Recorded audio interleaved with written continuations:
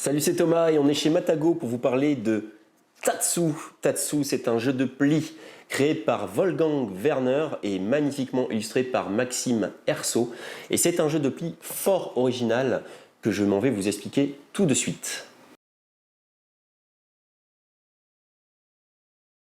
Et voici donc Tatsu avec ses 28 cartes divisées en deux paquets de 14 cartes. Des cartes qui ont un dos blanc et avec un petit rond jaune, et des cartes qui ont un dos noir et avec un petit rond rouge. Chaque carte appartenant en fait à une équipe qui sera déterminée. Tatsu est un jeu qui peut se jouer de 2 à 4 joueurs. À 4 joueurs, on verra 2 équipes de 2 s'affronter. À 3 joueurs, un peu pareil, avec un mort qui jouera à chaque fois le 4e joueur qui n'est pas autour de la table. Et à 2 joueurs, eh bien, c'est un jeu presque différent où toutes les cartes seront révélées et les joueurs joueront chacun leur tour pour simuler les 4 prises qu'il va y avoir dans un tour de pli. Je vais vous expliquer la version déjà de 2 contre 2, puisque c'est celle qui a énormément de charme, de subtilité et d'originalité par rapport à un jeu de pli traditionnel type belote comme on les connaît, puisque là les joueurs vont devoir inventer de nouvelles stratégies parce que le jeu propose de nouvelles choses que je vais vous expliquer tout de suite. Déjà, qu'est-ce qui se passe dans ce paquet de cartes? Ce paquet de cartes est constitué donc de 14 cartes, je vous l'avais dit.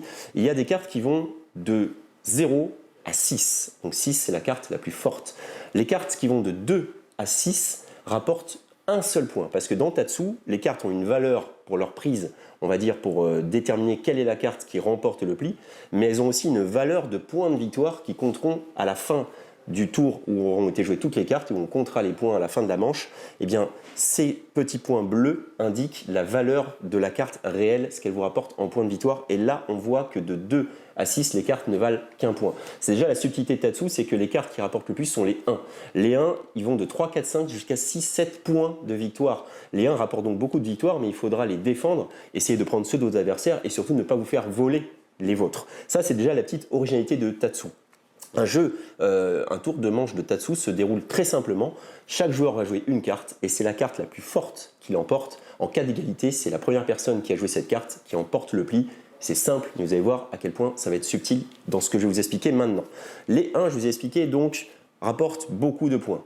Mais tous ces points que vous avez collectés à la fin de la partie, ou de la manche plutôt, ne valent rien si vous n'avez pas retrouvé vos multiplicateurs. Car chaque équipe a 3 cartes 0.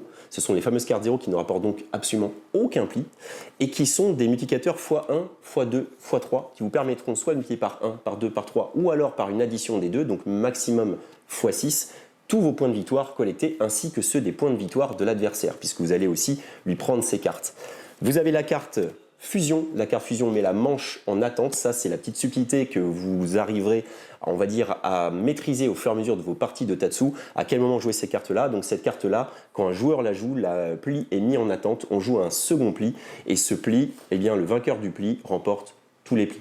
Ça, c'est Tatsu dans déjà une grande originalité. Mais la très forte originalité du jeu, c'est que je vous l'avais dit, les 2 paquets de cartes sont séparés par équipe, mais ils vont être mélangés avant d'être distribués à tous les joueurs. Ce qui veut dire que potentiellement, vous pouvez vous retrouver avec dans votre main des cartes de vos adversaires.